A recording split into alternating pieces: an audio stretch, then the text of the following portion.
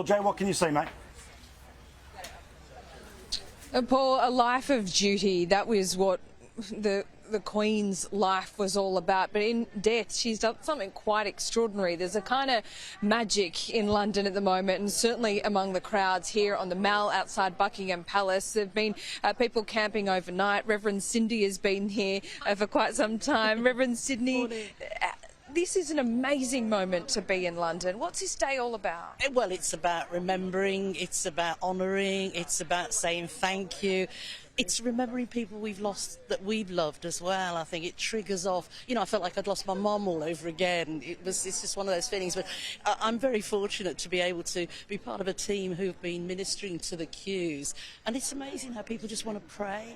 You know, somebody looks a little bit upset and you go up and say, okay, and out it all comes and it pours it all out. And so many people have really pulled out stops to help people, I think. In our busy lives, I think she's reminded us to be a little bit more human. That's a very good point, isn't it? We're all so busy having a go at each other and trying to get the best this and the best that.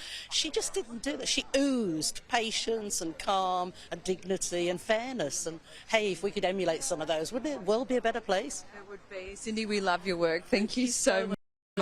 Paul, there's Aussies among the crowd as well. I found someone before. Here she is again, an Aussie in the crowd. We understand why this is really touching the Brits. I mean, they orbited around her for 70 years, but for Australia, it's really hit home, hasn't it? It has, yeah. I was surprised actually how moved I was.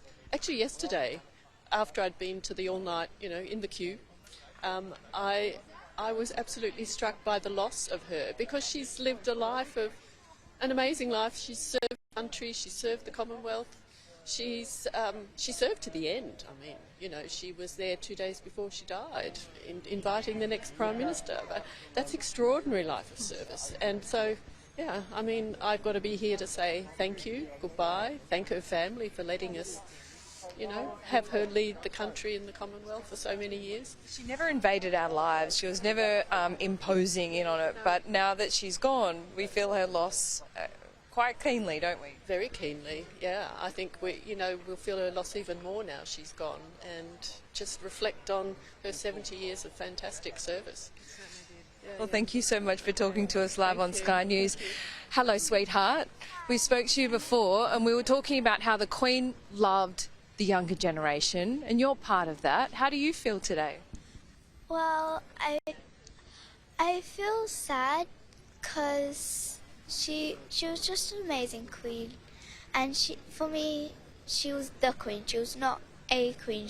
I didn't have another ruler. She was the queen, and I think that we all can agree that she will always be the queen, no matter who is the next ruler. She will always be the queen. She was the longest reigning monarch, and I'd say my favourite one. And she's my favourite too, I think. Thank you for that. Olga, you're from Ukraine and you're here today paying your respects. Yes. Given what's going on in your country at the moment, how does this fit into what must be swirling emotions for you? Sorry, I can't speak about this because it's very caring. I will be crying because it's a very difficult situation in my country. So, just respect and thankful to this country for a big help for us. And how long have you been here? From April. From April we're here. Yeah. And your First Lady met with Princess Kate today. That's a big moment. It's a big moment, really. It's a big respect and pay for helping and support for us. Olga, thank you. It's going to be a long day. So, Paul, Peter, quite extraordinary. You can't overstate it. This has been, as I say, a magic week in London. It does feel ephemeral, but at the moment there's this camaraderie, there's this just beautiful moments in London with perfect strangers, talking, striking up new friendships, and the Queen has done that in death. I don't think that was something that we anticipated, but it has been enormously powerful. Thanks very much, Laura.